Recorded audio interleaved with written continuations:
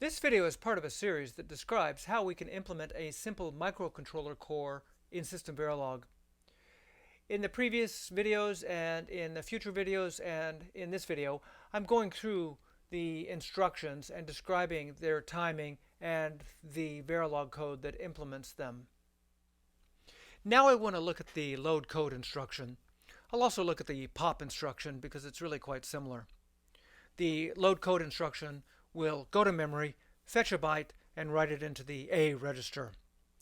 As the address to use, it will take the value that's in the XY register. The load code instruction is only a single byte in length, but we'll need a second cycle to do the additional read instruction to read the byte from memory. So in the first cycle of this instruction, we'll be supplying the current value of the XY register to the memory, and we'll get the byte out on the following cycle. And then on the second cycle, we will be preparing to load the A register, and then on the rising edge, we'll load the A register with the byte that just came out of memory, as well as reading the opcode of the next instruction. So now let's look at the pop instruction. It's really quite similar. It'll take two cycles.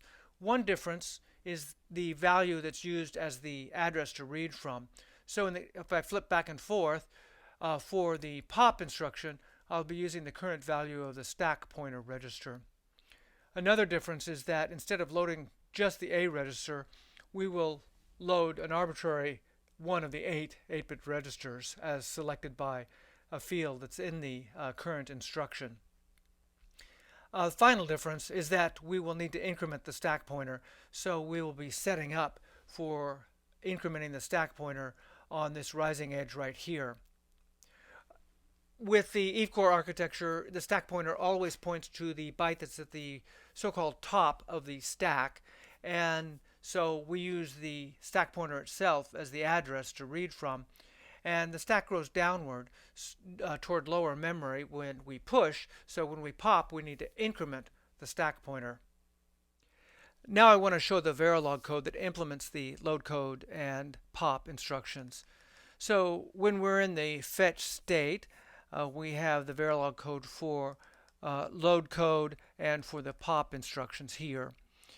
By the way, for the purposes of this video, I have been reordering some of the cases so that I can show the two next to each other that I want to talk about. But other than that, there's no changes. This is code that is tested and works. So in both load code and for the pop, we are going to be using two cycles. So we go into the execute state next. And for both, we will not be incrementing the program counter, so we set that to 0. For the address in to the memory unit for load code, we will just be using the value that's in the XY register, which comes out combinationally from the registers module. For the pop instruction, we're using the value that's in the SP register. Now for the pop instruction, we also need to increment the SP register. So we're doing that with these two lines here. The default value to write into the SP register is the SP plus 1, so that's why it's commented out here, but it's just to remind us that that's the default. And we are also raising the write enable line for that register.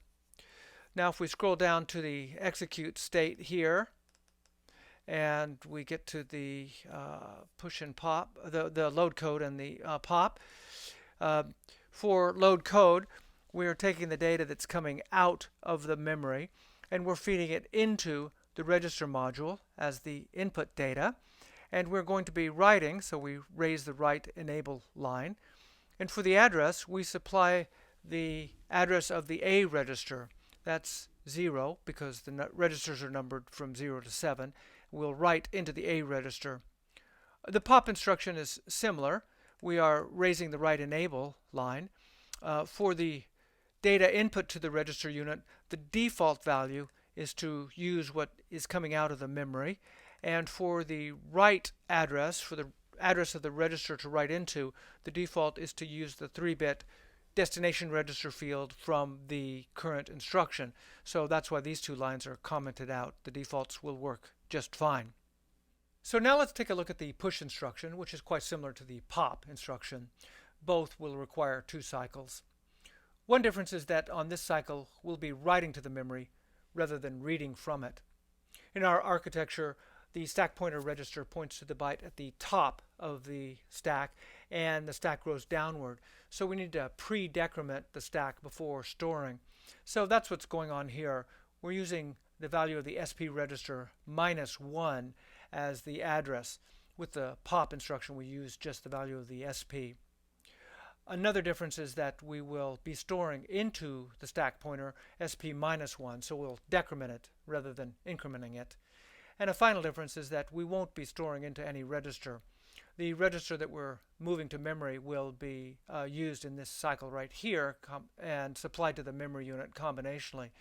For the second cycle, we don't do anything special. We just do the normal stuff. We move to the fetch state, we increment the program counter, and out of the memory will come the opcode of the next instruction to execute. So now let's look at the Verilog code for the push instruction. And here we are in the fetch state, and we have this code. So we'll need a second state, so we set next state to execute, and we won't be updating the program counter, so we override the PC write enable line. So we're going to be writing to the memory, so we need to raise the memory write enable line. And for the address to write into, we supply this value SP-1, which was previously computed as the value in the stack pointer register -1. And we also will be getting something out of the register unit to write into the memory. So as the read address, we supply a 3-bit register address, and we get that address from the destination field in the current instruction. So the register unit combinationally will supply the data that's in that register to the memory unit. So we also are decrementing the stack pointer, so I just want to show here that we are using SP-1 as the value that we're writing into the stack pointer register, and we're raising the write enable line. But now let's go up and look at the defaults for the data into the memory unit. So if I scroll up here, first of all, here is where we are setting SP-1, and we don't modify that anywhere else. But then if we go to the defaults provided to the memory unit, the data in is coming from the register output.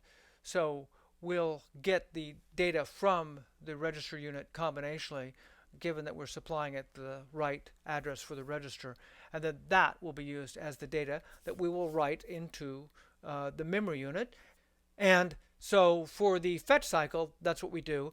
And for the second cycle, the execute cycle, we don't need to do anything special. So there is actually no case for the push instruction on the execute cycle. Well, that's it for the load code, the pop, and the push instructions. In future videos, I will continue with other instructions, and so I will see you in those future videos. Thanks for watching.